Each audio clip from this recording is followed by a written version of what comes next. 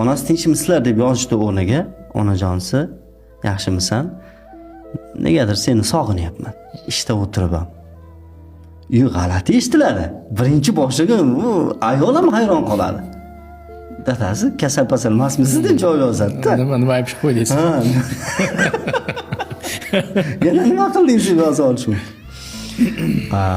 Yoki bo'lmasa, ishda seni sog'indim, tezroq borishga harakat qilyapman, lekin hali ish vaqtim tugamadi-da.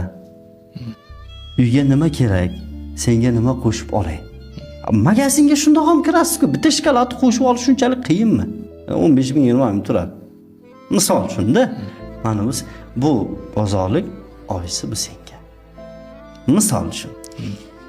Shirin so'zni shunchalik bir-birimizdan qizg'anamizki, domla, xuddi hayotimizda istiqomatimizda asal, shakar degan mahsulotlar yo'qda, faqatgina qalampir, murch, tuz degan narsalar bordek go'yo.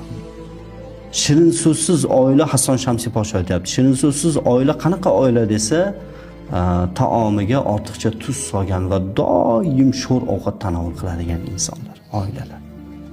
Yoki ovqat yeb bo'ldingiz-a, onajonisi baraka top, qo'llaring dard ko'rmasin. Rosa men yaxshi ko'radigan taomni ma'lomiga yetkazib shirin tayyorlabsan. Har ovqatingni yeganimda senga bo'lgan muhabbatim yanada oshyapti.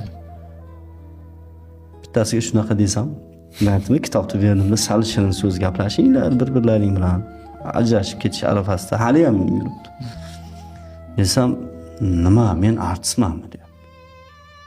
Nima deganing u artistman? O'zimda o'rtog'im. Nima deganing u artistmanmi? U serial kinolarda bo'ladi, jonim, asalim degan gap. Aytdim, shu ayol senga chidaganiga rahmat dedi.